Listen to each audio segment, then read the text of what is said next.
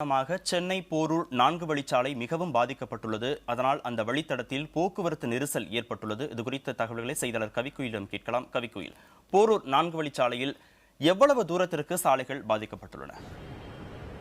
கார்த்திகேயன், தற்பொழுது நாம் போரூர் ரவுண்டானா பகுதியில் இருக்கின்றோம். இது ஒரு மைய பகுதி.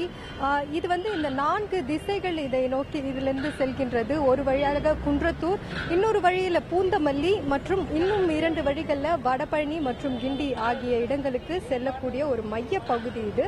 இந்த பகுதியிலேயே ஏற்கனவே சாலைகள் மிக மோசமான ஒரு நிலையில் இருந்தது. ஆனால் கடந்த 2 வாரங்களாக பெய்திருந்த கனமழையின் காரணமாக இன்னும் இந்த சாலைகள் எல்லாம் மிகவும் மோசமான ஒரு நிலையில் காணப்படுகின்றது.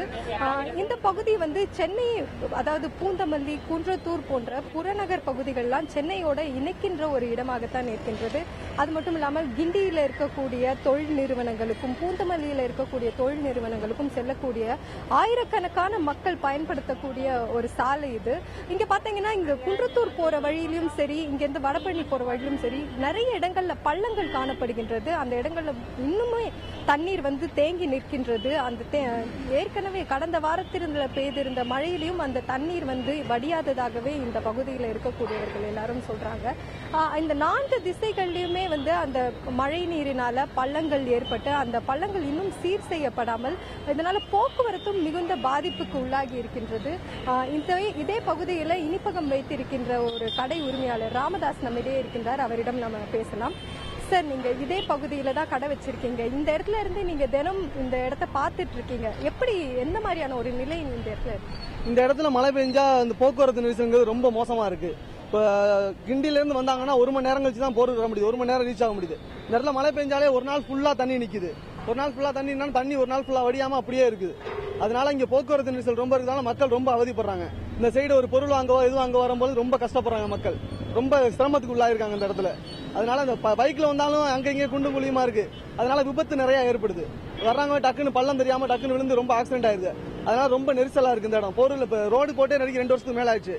ரோடு சரி பண்ணாதான் இந்த இடத்துல நல்லா வியாபாரம் பண்ண முடியும், மற்ற போக்குவரத்து நெரிசலாம் கட்டுப்படுத்த முடியும்.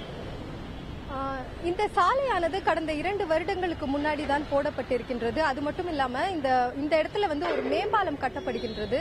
இந்த மேம்பாலம் அமைப்பதற்காக இந்த சாலை விரிவாக்கப்பட்டது. ஆனா சாலை விரிவாக்கப்பட்டாலும் கூட இந்த சாலையை சீரமைப்பதற்கான எந்த ஒரு நடவடிக்கையும் எடுக்கப்படவில்லை அப்படிங்கறதா இந்த பகுதி மக்களோட குற்றச்சாட்டாக இருக்கு.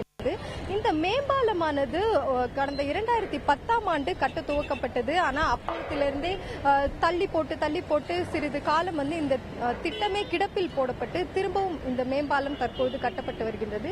இதனாலேயும் சரி, இந்த சாலையில் இருக்கக்கூடிய இந்த பள்ளங்களினாலேயும் சரி, மிகுந்த போக்குவரத்து நெரிசலுக்கு உள்ளாகி இருக்கின்றது. கார்த்திகேயன், கவிக்குயில், மோசமான சாலைகள்ல சில இடங்கள்ல குண்டும் குழியுமாக இருக்கக்கூடிய பகுதிகளில் ஜல்லிகள், கட்டிட கழிவுகளுக்கு கொட்டி தற்காலிகமாக சில நடவடிக்கைகள் எடுக்கப்பட்டிருக்கு பல்வேறு சாலைகள்ல.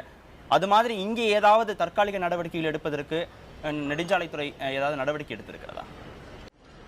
கார்த்திகேயன், இந்த ரவுண்டானா பகுதியில சுற்றி இருக்கக்கூடிய 4 திசைகளிலுமே ஏராளமான பள்ளங்கள் காணப்படுகின்றது. சாலைகள் குண்டும் குழியுமா இருக்கு. ஆனால் இதுவரைக்குமே அந்த பள்ளங்களை மூடறதுக்கோ அதனை சரி செய்யறதுக்கோ எந்தவித நடவடிக்கையும் எடுக்கப்பட்டதாக தெரியவில்லை. அதே மாதிரி இந்த இடத்துல இருக்கக்கூடிய சில போக்குவரத்து காவல்துறையினரே இந்த பள்ளங்கள் எல்லாம் கல்லை போட்டு தற்பொழுது தற்காலிகமாக ஒரு சில பள்ளங்களை மட்டும் மூடி இருக்காங்க.